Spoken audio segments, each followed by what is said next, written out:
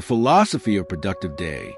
Have you ever gone through a whole day doing a million things, but at the end of it, still felt like you didn't live?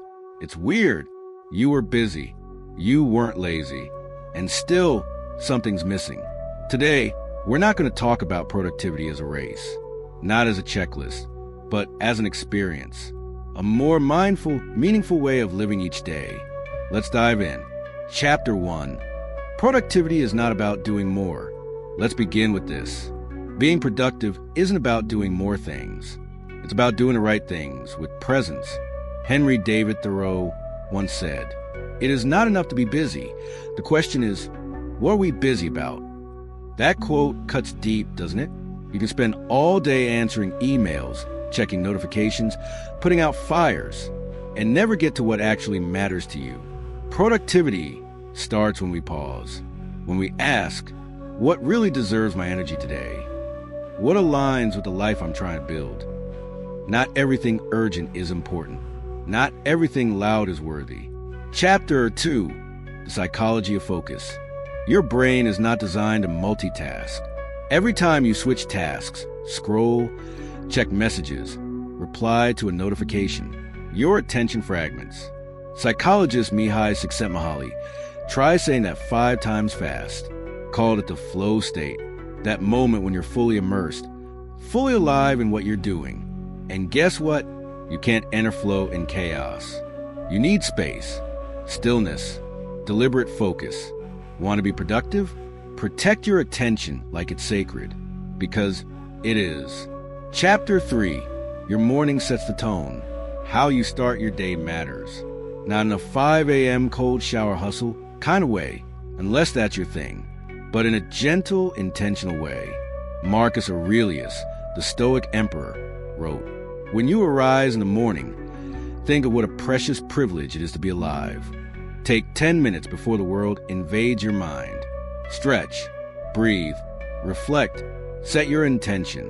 This isn't just a productivity tip. It's a kindness to your future self. Chapter 4. The power of a simple plan. Have a plan, but keep it light. 1 big task, 2 smaller ones. That's enough. Psychologist Roy Baumeister discovered something called decision fatigue. The more choices you make, the more drained your brain becomes. So simplify.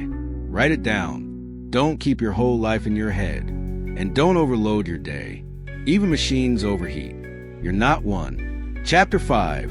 Stillness creates strength. Here's a paradox. The more stillness you bring into your day, the more energy you'll have to act. We think productivity is about speed, but sometimes real power comes from the pause. Nietzsche once said, "All truly great thoughts are conceived while walking." When was the last time you went for a walk without a podcast in your ear? Just silence? The mind needs space to breathe, and that space often births your best ideas. So take small pauses, not as breaks from work, but as part of the work. Chapter 6. Time isn't the problem. We always say, "I wish I had more time." But time isn't the problem. Awareness is. Seneca, the Roman philosopher, wrote in on the shortness of life.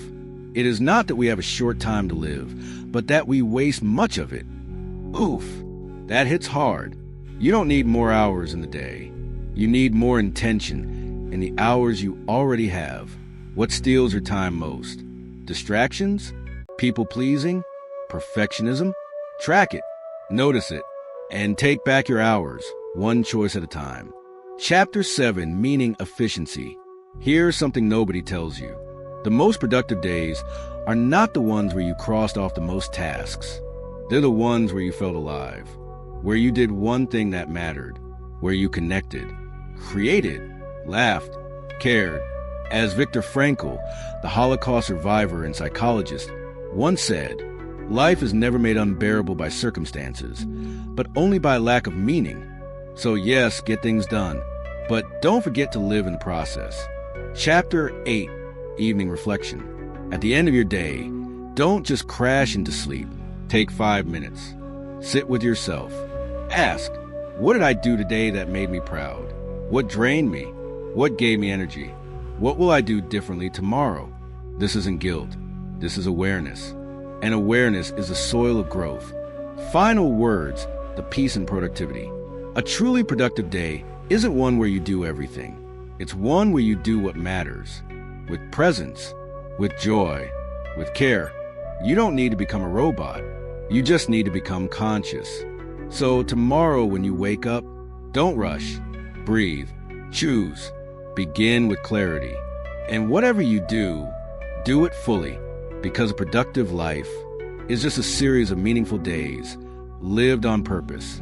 If this resonated with you, share it with someone who's tired of being busy but not fulfilled. And remember, sometimes slowing down is how you move forward.